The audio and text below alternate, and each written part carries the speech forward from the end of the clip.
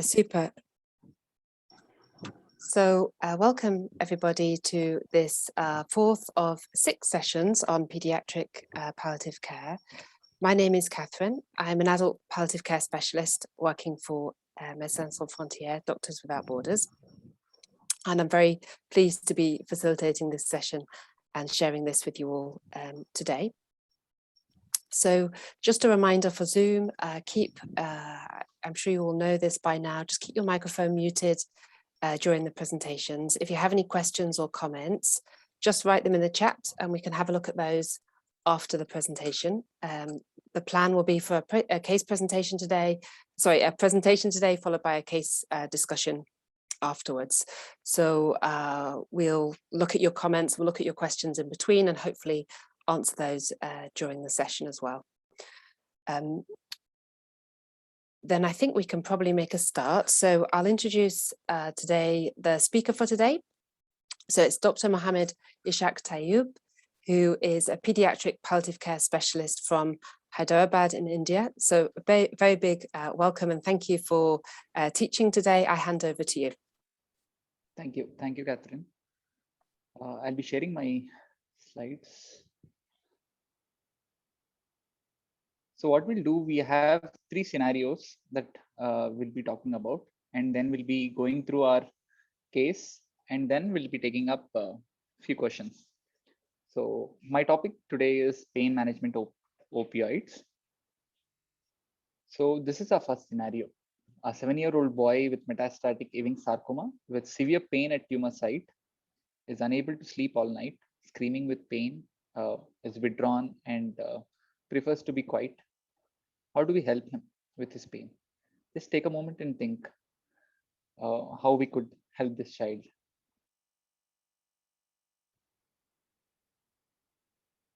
So whenever a child is seen in OPD or an IP, what we need to do is we need to have an assessment of what are the symptoms.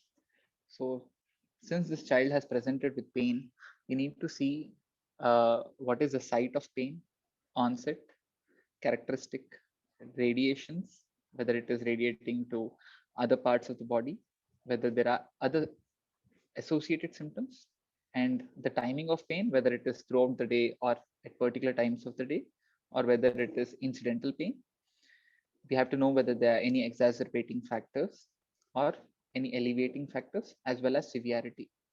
So this whole thing you can remember as Socrates: site, onset, characteristic, radiation, associated symptoms, timing, etc. So after knowing the history, then we need to know the scales which we can use. Since he's a 7-year-old, we can either use a faces pain scale, which is normally used for 4 to 8 years old, or we can also use a numerical rating scale, which is usually used in 8 and more than 8. So it also depends on how smart the kid is and how well you explain to them whether they can rate or not. And then you go for the treatment based on the kind of pain, what is the severity, then you follow the WHO ladder. So what we need to remember is whenever a child complains of pain, we have to remember that they're not lying. Most of the time they underreport pain than overreport. So when a child says he's in pain, he is in pain. And ask regarding the pain to children who are as young as 2 to 3 years as well. Just ask them. And you need to explain what role is yours over there. Then coming to the treatment part, you must have seen the slides prior. So according to the WHO, we follow few principles, that is by the ladder, by the clock, by the individual, as well as by the mouth. So based on that, looking at this child, we have to go with step 2 ladder, because there are only 2 steps in WHO ladder for pain in children. And step 2 is strong opioids. There are no weak opioids in the steps of management in pain in children. So we have to go with step 2, and this is the morphine dose which you have to start. And what you need to remember is whenever there is severe pain, you can also give injectable dose so as to immediately break the cycle of pain. So once you break the cycle of pain, either by using a sub-Q or a IV based on the line that is already present in the child, you can then go for a oral medication. But if the child doesn't want to have injectables, don't force them. You can give oral tablet itself, and you have to see whether the pain has controlled or not. If still it is not controlled in 1 hour, you can give a additional dose. So every prescription of pain you have to have in this child. For example, you're giving a strong opioid, you have to give a what do you say, a laxative. Mostly laxative is either mush or push. Since morphine decreases the motility and one of the most common side effect is constipation, you have to start with either a dulcolax or stimulant laxative, or you can start with a what do you say, mush, that is nothing but cremafin. So this is regarding this child initial part. And then if the pain doesn't subside, like I told, you have to titrate up the dose. And also we need to remember of be aware of the side effects. We have to tell the parents that we have to counsel them saying that this is how the way you have to use the medication, and you have to also explain them the side effects so that they report to you. And whenever we are giving medications, we have to also remember that whether the pain is a nociceptive or a neuropathic or not. Because if it is a neuropathic pain, you have to think about adding a neuropathic agent. For example, in this child, you can either add amitriptyline and other options being gabapentin or sodium valproate. And always ask the child about their pain and also ask how it is affecting them. So it opens up for a deeper discussion with the family as well as explore the concerns of the family as well. So that was regarding the first scenario. Coming to the second scenario, we have a 2-year-old girl who's admitted in the ward, and she's a known case of post-meningitic sequelae since 1 year with seizure disorders now. She has come with inconsolable cries since 2 days, and parents are extremely distressed and want a solution. Just think about this child has a 1 year sequelae going on, and as well as the baby is irritable. What can be the various reasons why the pain is? What we can do?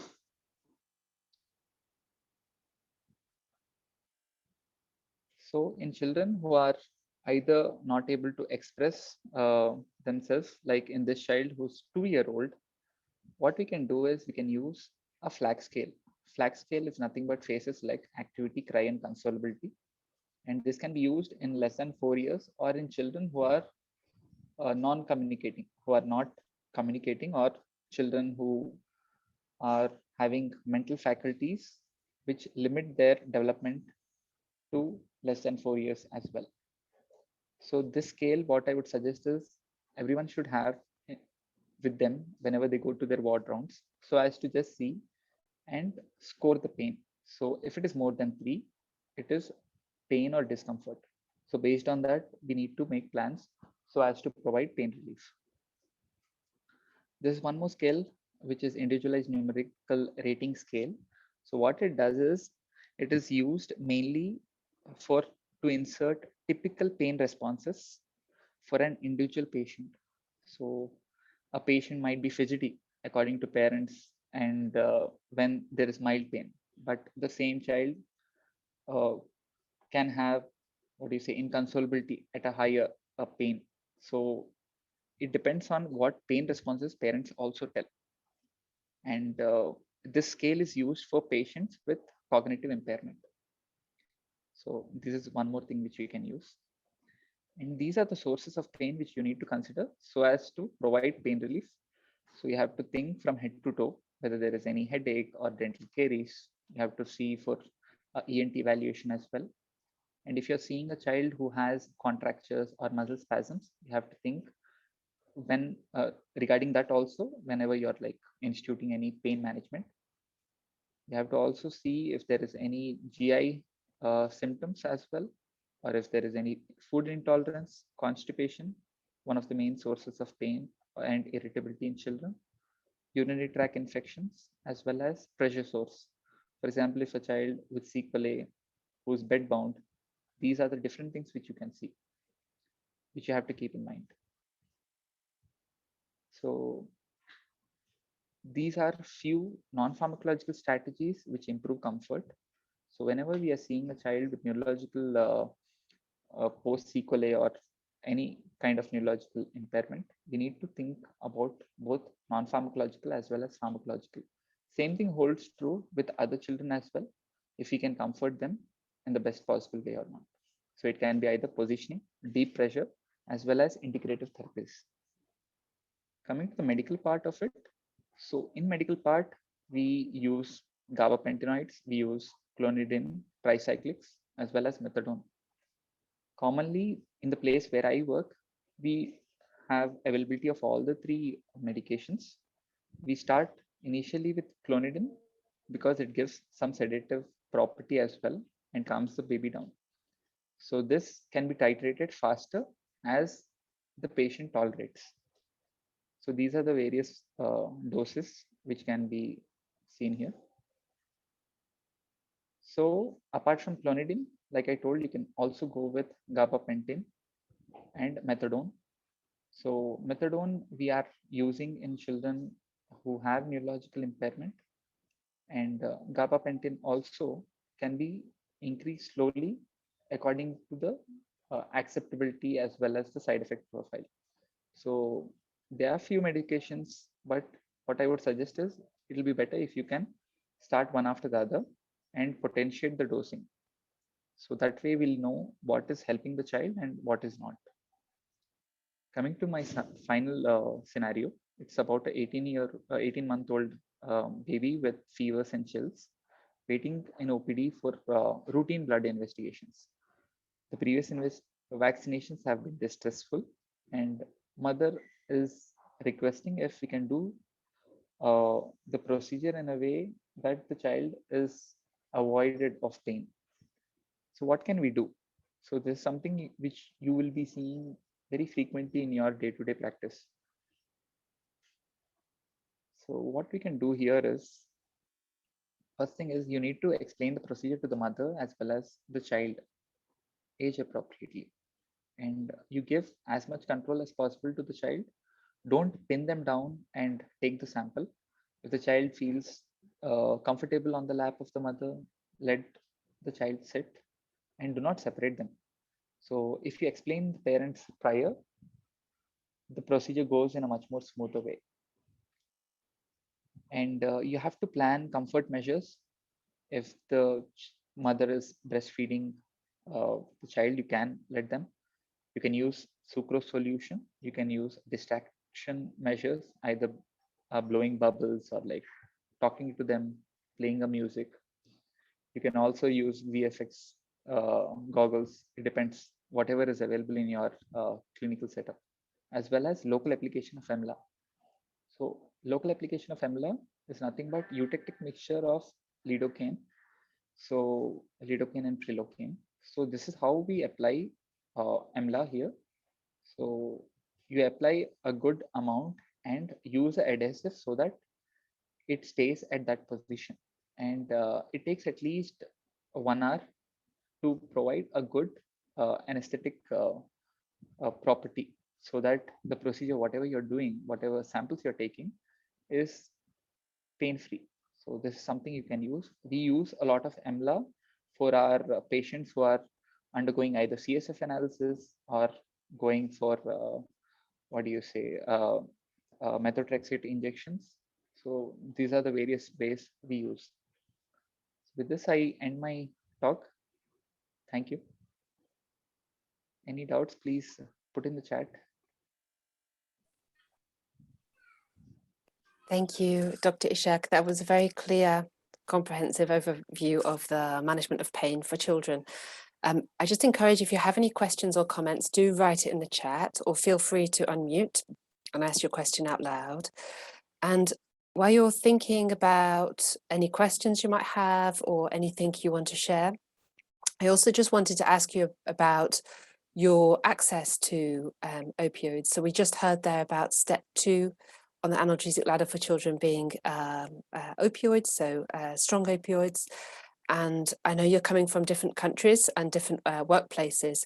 And so I just wonder if anyone wants to share about whether they have access to opioids, if that access is intermittent, because we know sometimes the realities are not always matching what we need to do in practice. So just to have a discussion about that as well.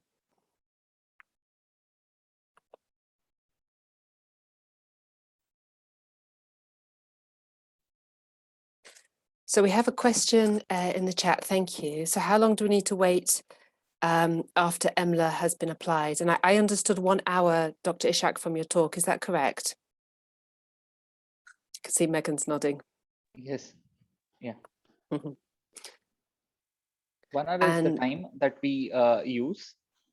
So you have to plan the procedure prior and apply it. And Dr. Megan has also said that it lasts up to 5 hours.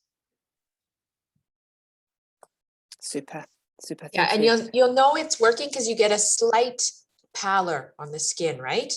It goes a little bit pale just right on the surface of the skin once it's effective. Super, thank you, Megan. We've got a couple of really good questions as well here in the chat. So when will we use gabapentin? Is there any age limit? And the same question for using amitriptyline for neuropathic pain. Can I ask you, Dr. Ishak, to answer those? So regarding gabapentin, we have used even in babies as well.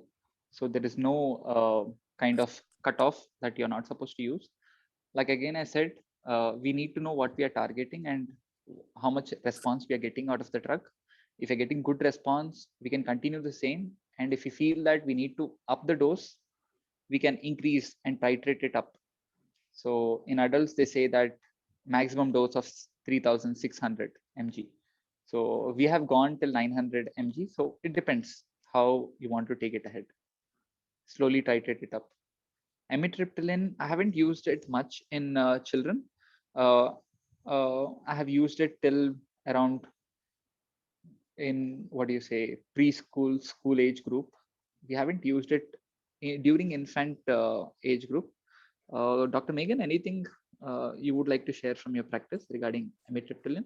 Yeah, so I agree. I haven't used it in children maybe under, like the youngest, maybe 5. And I would say in general, I would choose gabapentin first for neonates all the way up, and amitriptyline maybe for adolescents like 12 and up.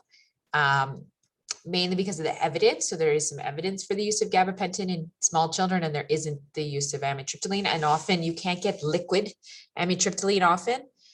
So then the tablets the dose is too high for small children. Whereas for gabapentin, you can get 100 milligram tablets in many places, and then you can always cut them in half because they're usually big, or even in quarters. So you can get down to quite a small dose of gabapentin if you need it. So that's why I find it much more useful. And in some countries you have liquid gabapentin too. So it's just much more flexible. We'll put the doses, I'll put them in the chat. Super. And we've got a couple more questions. One about the use of clonidine for pain associated with previous meningitis diagnosis. Dr. Natasha, do you want to answer that one?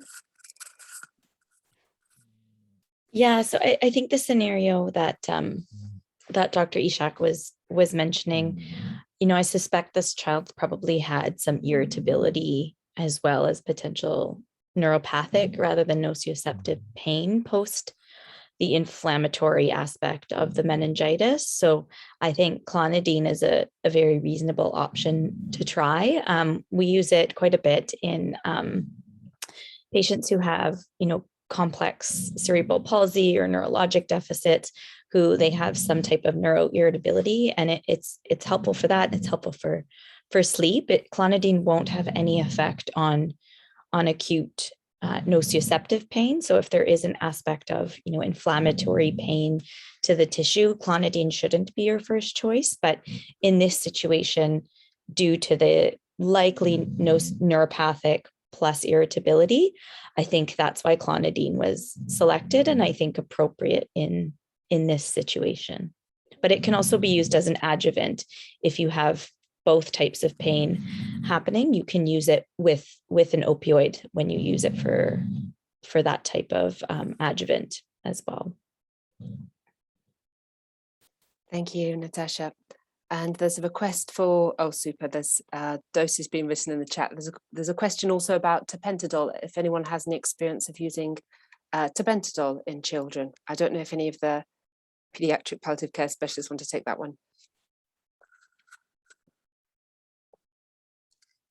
Yeah, so this is a question we get often from India because it's well marketed in India, not well marketed in other countries. So I did look at all the evidence. There's very little evidence for using it in children. So we would recommend that you only use it if you have no other options. So I really emphasize exactly what Dr. Mohammed said, Dr. Ishak said, is that morphine has the best evidence. It's inexpensive. If it's available, please use it first line. And Dr. Natasha wrote the dose there, 0.2 to 0.3 milligrams per kilo per dose every 4 hours. That's your best, easiest, safest starting medication. Now, if you don't have morphine, okay, then hopefully you have tramadol. That's our next best option, assuming you have no other strong opioids, because usually if you don't have morphine, you don't usually have fentanyl or oxycodone or anything else. But then we would go with tramadol as our second option, which you should be able to get. But if you're really stuck, you can use tapentadol, but I would say they're just trying to make money. And they pretend they have these studies, and I know they show you some studies and say, oh, look, this is good, but the studies are not very good quality studies. Thank you. And Dr. Shedder is saying that tapentadol is not very common in your setting. Can you just, where are you practicing, Dr. Shedder? I'm from Bangladesh actually, and I am in Dhaka Medical College, and we never used tapentadol previous because it's not so available in our country. Okay, thank you. And do you have access to morphine? Yeah, yes, morphine is available here. If we give our prescription with the registration number, then it is served from definite dispensaries who are okay to dispense the morphine. Sure. Thank you. And Dr. Zanis is asking a question in the chat about management of acute pain and how it will differ from chronic pain in children. So I guess that's children with palliative care needs. Dr. Megan, do you want to answer that one? Yeah. So I think this is a good question. So acute pain, you can use the WHO pain ladder if the child has like a acute pain need, right? If they have mild pain on the WHO ladder, you can use paracetamol or ibuprofen. Don't use ibuprofen if they have cancer because it affects the platelets, right? And then if they have moderate or severe pain and it's acute, just give them oral morphine if they can tolerate oral, or give them ideally IV morphine if they can't tolerate oral. And you could use other things like fentanyl if you had it available for acute pain, but it's very short acting, so it's not as effective sometimes. Then then we have children who have persisting pain, meaning that the thing that's causing them pain is staying there for a long time. For example, if you have cancer and you have a metastatic tumor and that's causing you pain, like maybe it's in their humerus and it's in their arm and it continues to be there and cause pain and it's not going away, or it can't be treated, or it's taking a long time to get better, then you can just keep using that same strategy. If it's mild, use paracetamol. If it's moderate or severe, use morphine. Or, we talked about the other options like a tramadol if you don't have morphine. Okay. So that's if the thing that's causing pain remains. Okay. So sometimes what we think of as chronic pain is when the reason for the pain is gone, but the pain is still there. Right. So we have children who have other types of injuries, and they develop chronic pain, meaning their injury has healed, but the pain persists. Okay. In these children, this is more complicated. You should use non-opioids. So some of the other medicines Dr. Ishak has mentioned, like amitriptyline, gabapentin, paracetamol is okay. And you need to combine this with physical therapies. So physiotherapy, exercises, stretching, because you have to retrain their body to stop giving pain signals when there is no actual tissue injury.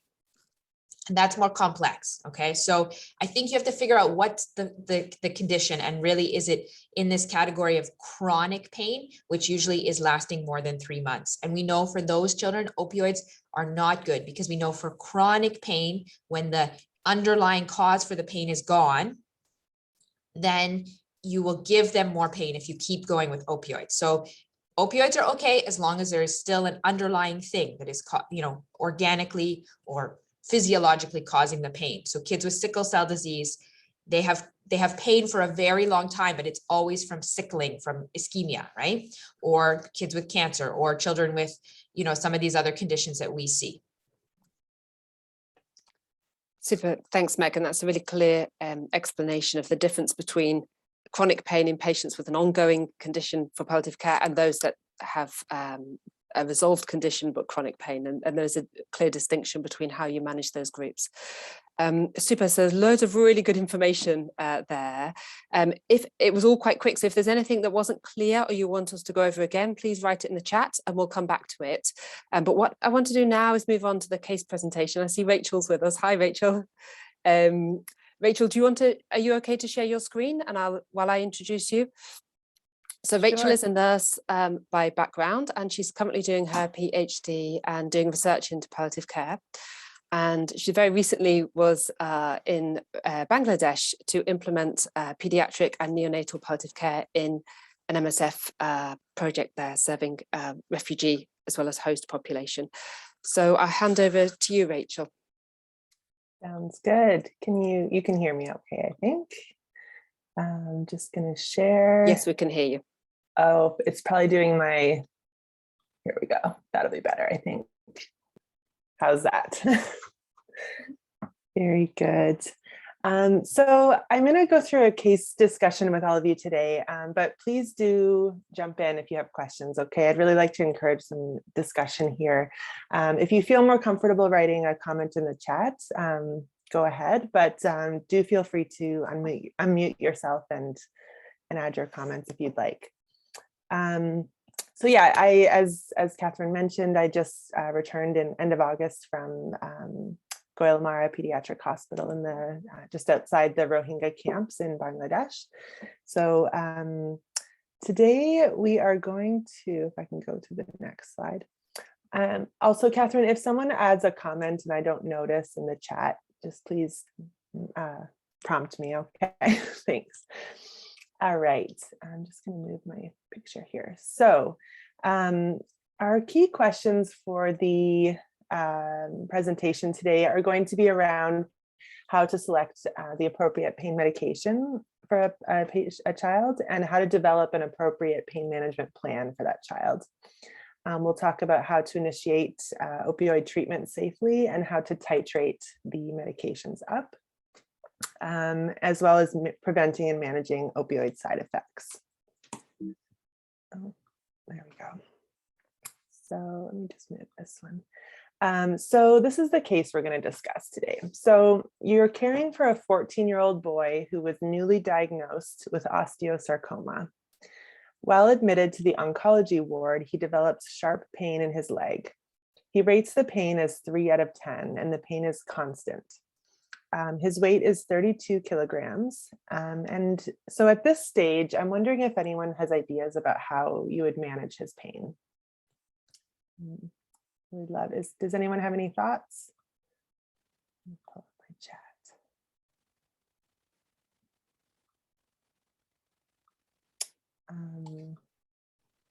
Maybe can we call on Dr. Shaidur Rahman? What would you do at this stage?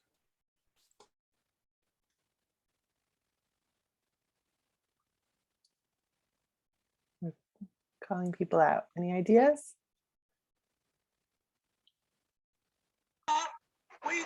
Hello? Yeah, go ahead. Okay, as a patient's pain rating is 3 out of 10 and it's constant pain, we can use the WHO step ladder, and I think it's we can go in step 2. Mhm. Mm. What would step 2 involve? What medications do you think you would try?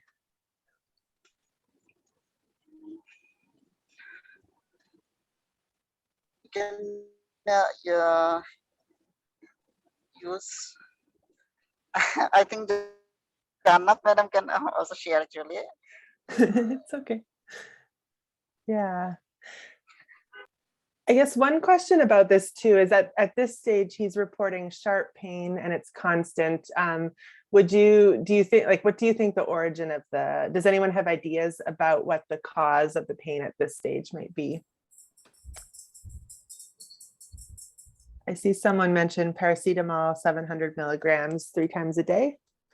It seems like a good place to start. Any other thoughts?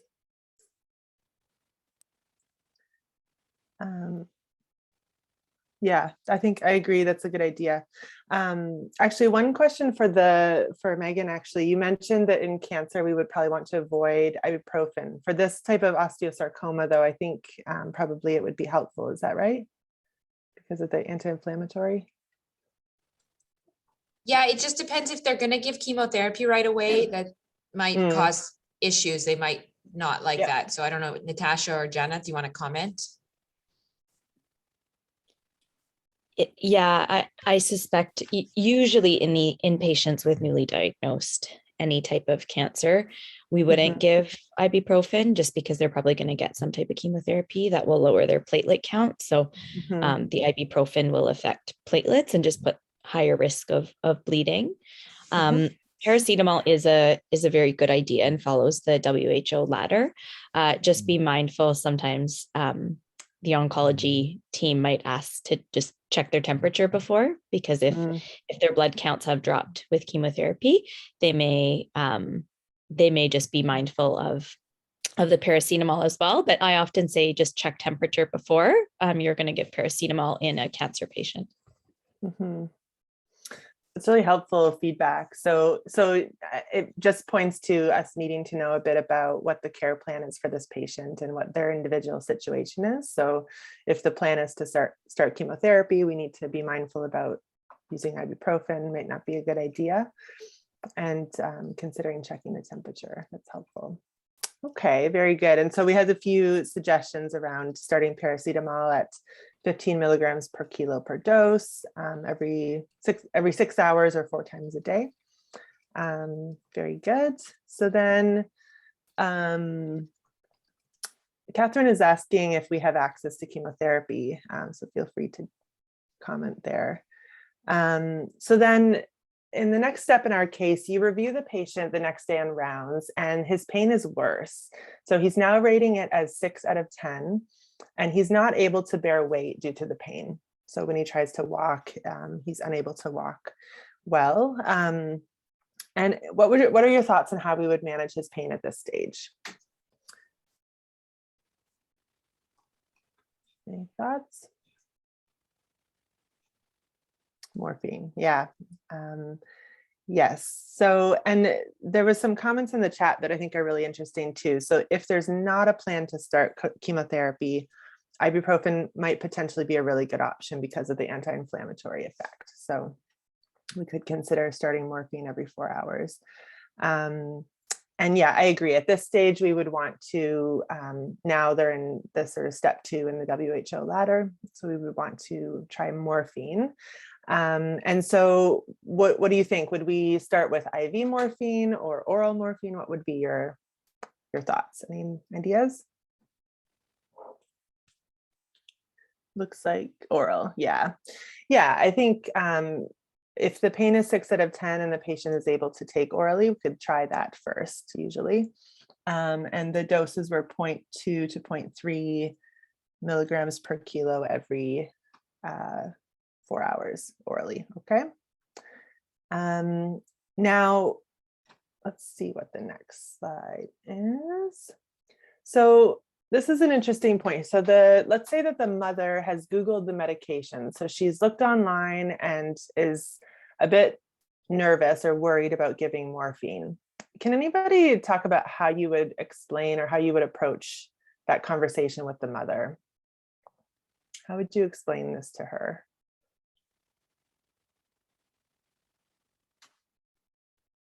What are some of the potential concerns the mother might be having?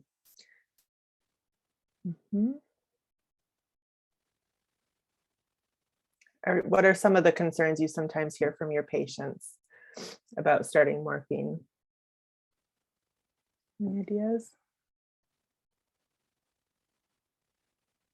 Morphine is very safe. Yep. Yeah, sometimes emphasizing the evidence for certain people, hearing about like different guidelines that recommend it or research that shows that it's safe can be reassuring.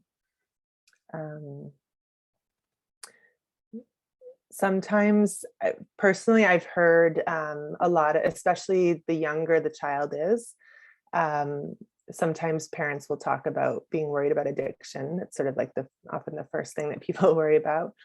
And so explaining things like, you know, when we use medication, when we use morphine for someone in pain, there's no risk of addiction.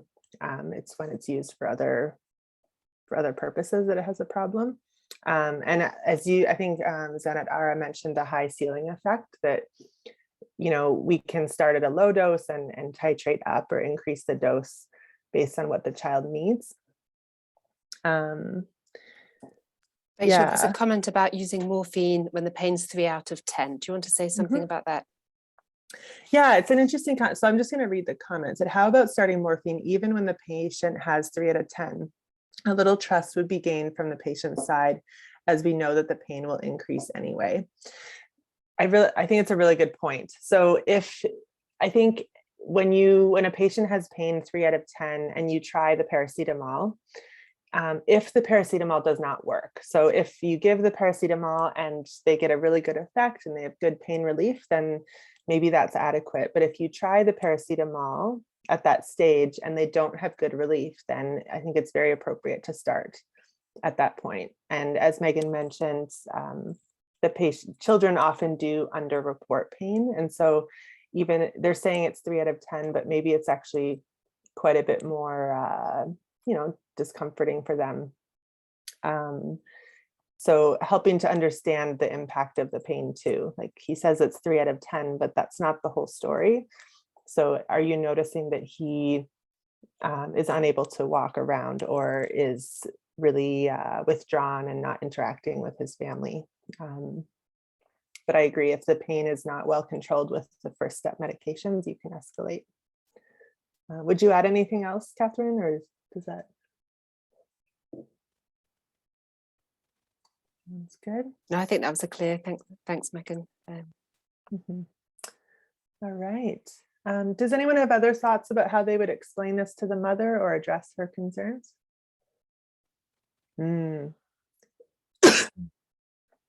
Yeah. I think just being really reassuring, saying, you know, many parents have this question, you know, validating that she's worried and saying, you know what, we have a lot of experience using morphine. We know it's safe. We know it works really well, and we want him to be comfortable, and we'll be monitoring him very closely. You know, we'll check after we give it to make sure he's okay. And then they'll see the benefit. Really, if it helps a lot, then they're going to become more comfortable with it. But it's, you know, think about the whole experience for the family at this stage. They're coming to a new hospital. They're very scared. Their child has something very bad happening. They don't know what's going on. So they have a lot of anxiety. They don't know that they can trust the doctors yet. So they're checking everything on their phone. They're Googling it. They're talking to their relatives, whatever they're doing. So you have to, as their healthcare team, build trust with the family so that you can engage together and make a good treatment plan. So it's not just about giving him medication, it's about building trust so that they will talk to you when they have worries and questions, and they will tell you what's really happening. The child will feel like he can really share what's happening and you're going to listen. So that, I think, is part of what's important here. Yeah, that's a really good point. And I think one thing just to add to what Megan had said in the chat is that one thing that we have to realize with children, well, with anyone, but especially with children, is that when their parents are very anxious, when their parents are worried, and the kids pick up on that, like they notice, and they sometimes, well, a child this old would probably be able to, talk with their parents about that anxiety potentially, but even very young kids sort of absorb the anxiety of their parents. And so if we don't address the mom's concerns, that can sort of actually contribute to the pain of the child. That anxiety can make it worse. So it's very important. Yeah, I think, any other thoughts? I'll move on to the next one. And then, so Zanat Ara mentioned, depending on the nature of the pain, we could add gabapentin along with morphine in management. Yeah, I think that's and I'm not an oncologist but I do think that especially when you're having potentially pain that's coming from like bone related pain, gabapentin, if I understand correctly, is a good option there. Megan or Catherine, would you add anything to that thought? Just say often we try and do one thing at a time, just so we know what each medication's doing. So if you add two at once, you don't know which one's effective. So it's just step by step. So do one change at a time, unless the person's in really severe pain, and you might have to do more than one thing to get on top of the pain. But it's just otherwise doing one medication at a time. Yep. Yeah, that's very good advice. That's very good advice. So this is sort of what at this stage, what our plan is. The mother was satisfied. She felt sort of reassured by our explanation. And so as you see here, we made the decision to give 1 dose of IV morphine at this stage. And so I think this is really important, that if you have really severe pain, often it's helpful to give that first dose IV to get the pain under control, and then continuing orally after that. As we all know with pain, if sometimes it can, if it's really severe, it takes a bit of more aggressive treatment at the beginning to get things under control. So, and just remembering that the dose for the IV morphine would be different than the oral. So making sure we use the correct calculation there. And then the preventative treatment of side effects. So making sure that we start lactulose for constipation. And then if the patient's talking about any nausea or itching, we need to address those. Often both of those side effects are mostly at the beginning when we start a new or stronger dose of the medication. So, and then just mentioning here that if the pain improves, so the pain improves, but he's using 1 to 3 breakthrough doses. So every day, 1 or 3 times a day, he's needing to take an extra dose. What do you guys think about how many SOS doses or breakthrough doses per day would be acceptable to us? At what point would you think we need to increase the dose?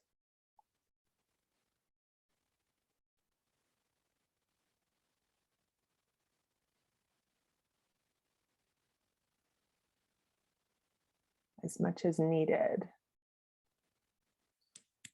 So one thing to keep in mind, if let's say your patient is taking, we're giving the 6 milligrams every 4 hours, but 6, 8 times a day, he's needing to take an extra breakthrough dose. That starts to indicate that our baseline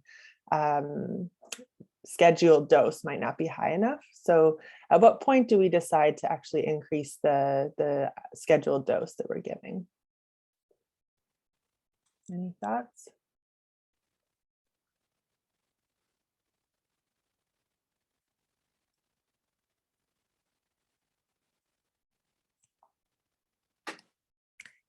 I was actually going to defer to Megan or Catherine on this question. Do you have thoughts on at what point you would increase? Maybe Ishak, do you want to say, just kind of based on how you teach it? I'm happy to explain, but I think just Ishak will have. So what we do normally is, if a child comes to our care and we start the initial dose, we tell them to take a breakthrough dose if the pain doesn't subside in 1 hour. So we are mostly around in our OPDs or IP. So if he's in severe pain, we start with injectable or we start with oral according to the wishes. And if within 1 hour, if it doesn't subside, we ask them to take another dose. And if we have seen, we did not have that kind of an experience where the child had to take repeated 1 hourly doses. But what we tell is if they are taking at least 3 to 4 breakthrough doses for the whole day, the next day when we come, we increase the dose by 50%. But if we have seen the child early in the morning and we have seen that they have taken 3-4 doses over the span of 4-5 hours, then what we can do is we can just double the dose if we are there around the child. So that is one more thing which we can do. But ideally saying, we tell them to take breakthrough doses and we calculate the dose and increase it the next day. So that's how we do. Perfect. Thank you, Dr. Ishak. That's helpful. Okay. So then I think we already talked about a few other treatments that could be helpful. And as Dr. Catherine said, we would want to do these things one at a time, ideally, unless the patient's in really severe pain. So we already talked about the potential for gabapentin to be helpful. Are there other like non-pharmacologic ideas that people have that might be useful for this child?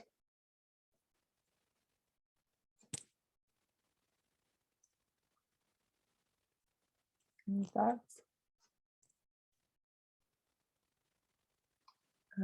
One thing that sometimes can be helpful is either cool or warm packs, like heating pads, or cool, cold or hot therapy can be useful depending on what the patient prefers. So I mentioned music therapy.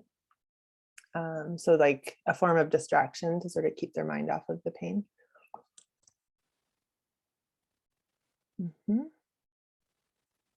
Yeah. Very good. Okay. How about we go to the next slide? If you have other ideas, feel free to drop them in. So now at this stage, 9 months later, the child completes his chemotherapy and has surgical resection. He is disease-free after 6 months of treatment. But screening imaging 3 months later shows cancer has recurred in both lungs and in several spots in the bone, in the vertebra and the femur. He is now having pain in his back and his right leg. Together with his parents, he chooses to pursue oral chemotherapy with the goal of helping to improve his symptoms and to give him more time. Feel free to mention any ideas in the chat of thoughts you have on this, but one thing to keep in mind here, as we were saying earlier, is that if we had been giving ibuprofen at this stage, the child is now on oral chemotherapy, so we need to be cautious about that. So he's admitted to hospital for symptom management. Oops, sorry. He rates his pain 9 out of 10 when you see him. How would you manage his pain at this time? Is there any changes we would make to our current plan?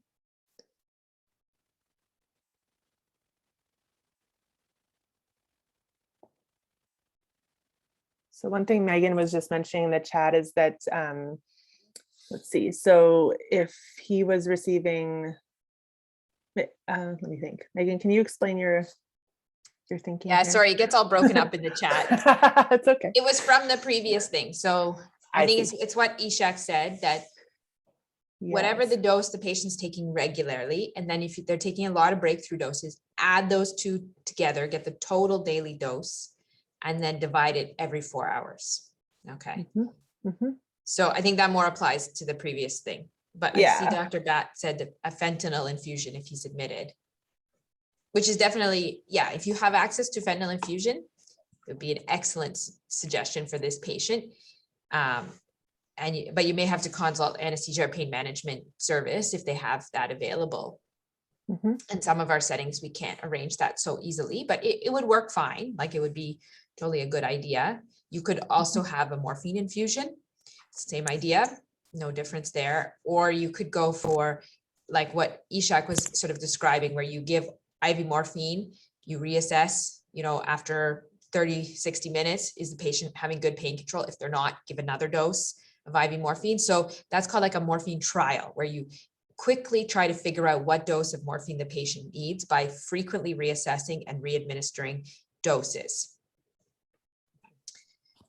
Now, that might not be possible in all settings. So if you can't do that, that's okay. You do your best. If you just have oral, you give them an oral dose, you watch them for an hour. Okay, take another dose, you know, to sort of see where you need to go with your dosing. And if they have 9 out of 10 pain, you're going to start with maybe, you know, if it's 0.2 to 0.3 per kilo, you might start with 0.3. You know, if he's a big 12-year-old, looks like, you know, adult size, you might start with just 10 milligrams if you have 10 milligram tablets, versus you're not going to start something small like 5. Mm-hmm. Yeah. And just remembering that, you know, if the pain is 9 out of 10 and the child's admitted, I do think that at least initially switching to IV makes sense to get rapid control over the pain. And the doses that I have here in my book, at least, are 0.05 to 0.15 milligram per kilo per dose every 2 to 4 hours. And so, yeah, just making sure that we're reassessing and providing pain management quickly. So this would take, for nursing, this would require sort of closer monitoring and care. The other thing I was just going to mention is that if we're giving higher doses of IV morphine, you just make sure we're watching out for side effects, like especially the nausea and itching, because you're, I think, more likely to see it at that stage. Okay. So let's say that we managed to get our patient's pain under control in the hospital, but now the pain is well controlled and the family wants to go home with morphine at home. What are some of the key points that we need to discuss with the parents about giving morphine at home? Is there any thoughts?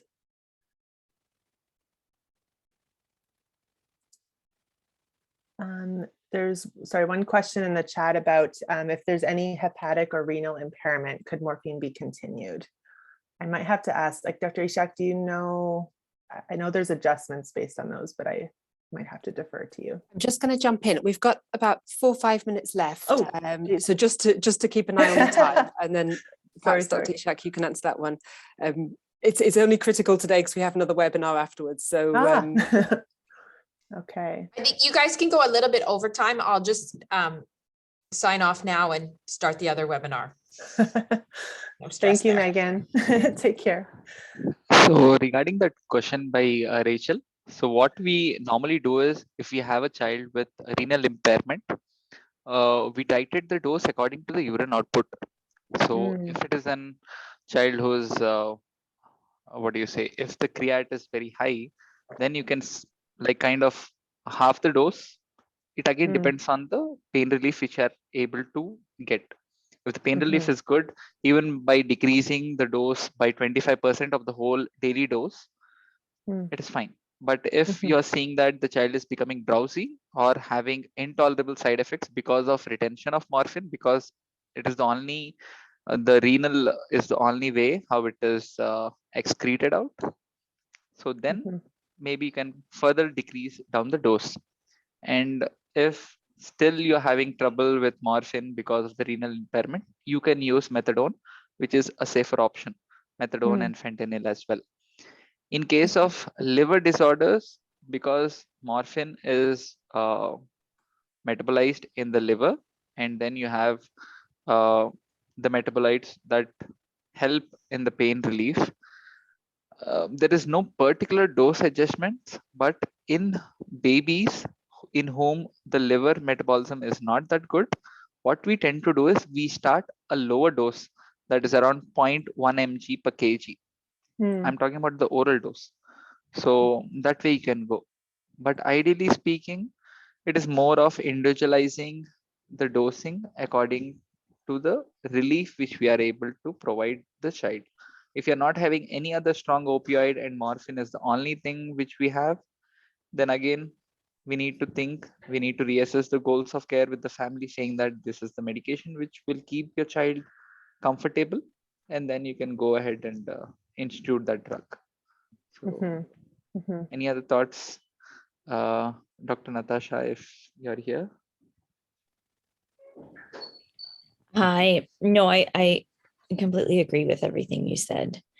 Ishak, in terms of the dosing with renal adjustment. And if you have a pharmacist available in your setting, sometimes they're very helpful in helping you calculate a dose to start if your patient has significant renal failure, or switching if you have access to something like fentanyl. Is helpful if you have those issues. The only other thing I wanted to just add from an oncology and palliative care perspective is as the patient progresses and has had this relapse, one of the adjuvants I sometimes add that people have access to is a little bit of dexamethasone. I find that can be very helpful in patients. And if you do a very tiny dose, 2 or 4 milligrams, they don't usually get the side effects that teenagers don't like with dexamethasone. So I sometimes add that in with my opioids and find that quite helpful. And most, I don't know if your settings have that, but most places have some type of steroid. Mm-hmm. It's a great idea. Very good. I really like your point, Dr. Ishak, too, about the individualization, like titrating, because as we said, morphine is very, individually, it changes depending on what the patient needs. So adjusting that based on the relief that they're getting. So just to wrap up, because I know we're running out of time. So we're saying that in 2 weeks later, the mother calls you because he's having severe pain again. He's currently taking 45 milligrams of oral long-acting morphine every 12 hours, but still having pain. And he's taking 4 to 5 SOS doses, which last only about 1 to 2 hours. And his overall status is that he's eating very small amounts, which suggests to you that he's probably in the end of life phase within the last 2 weeks or so of life.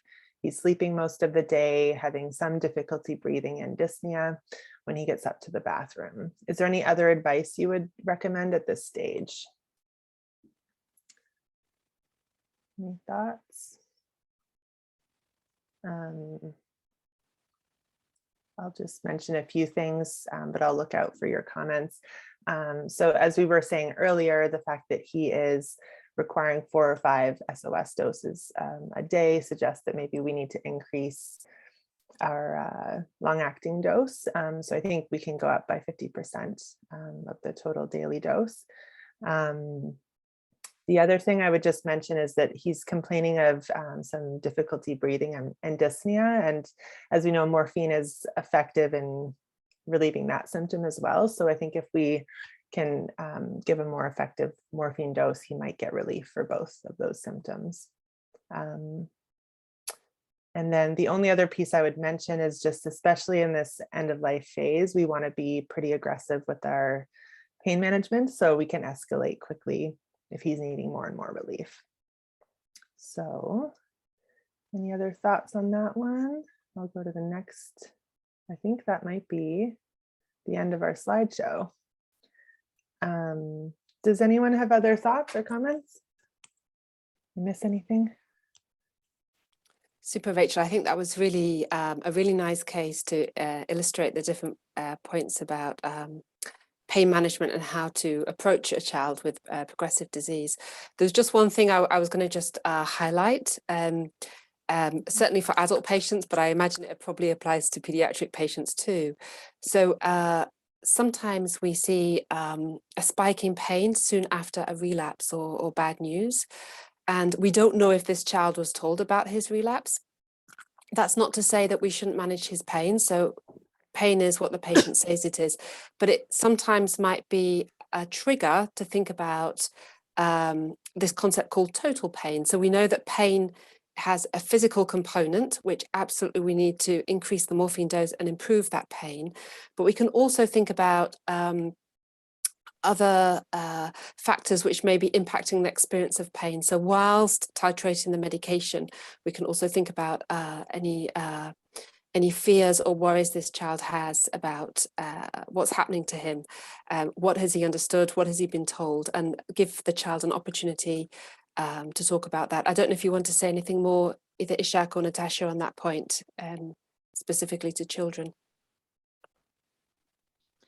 Yeah, I was actually thinking the same thing, that, you know, we have to think about the child holistically, and the worries that they have absolutely contribute to their physical pain. So I often find, you know, addressing those along with the physical pain can really benefit the child. And actually, if you're going up and up and up on your morphine, and you're missing the emotional pain, you might not get great pain control. So I think we have to address it all together to achieve pain control. Very similar in children. They just might not say it. So I think, and parents often, sometimes I find, don't think that children have those types of worries. And so I think being active about asking the child about their worries is something I always do. I ask about physical pain and emotional pain. I wonder, just one thing, thank you for bringing that up, both of you. I know, at least here in Canada, and I'm imagining it's the same in other places too, that I think sometimes when people think about morphine for pain and cancer treatment, especially, people really do associate it, I think, with like when they're needing more and more medication. Does this mean that I'm reaching the end, or is this, it has a lot of significance, I think, emotionally. And so I think, especially if this child had a relapse and is having a lot of pain, that they could, you know, be imagining worst case scenario and be worrying about the future. So I think it's an important point. Yeah.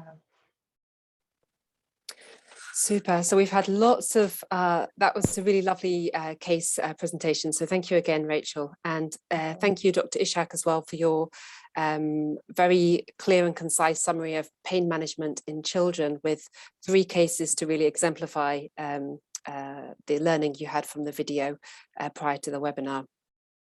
So a big thank you to all of you for joining today. I understand the session next week, so same time next Friday, it'll be the 5th session. And let me just check there's things coming in the chat, make sure we've not missed anything. So that's a thank you for all learning together. Yes, absolutely. So I've learned today. I hope you all have too. Thanks again to the speakers, and thanks again to all of you for joining. And we'll see you next time. Bye for now. Bye-bye. Thank you.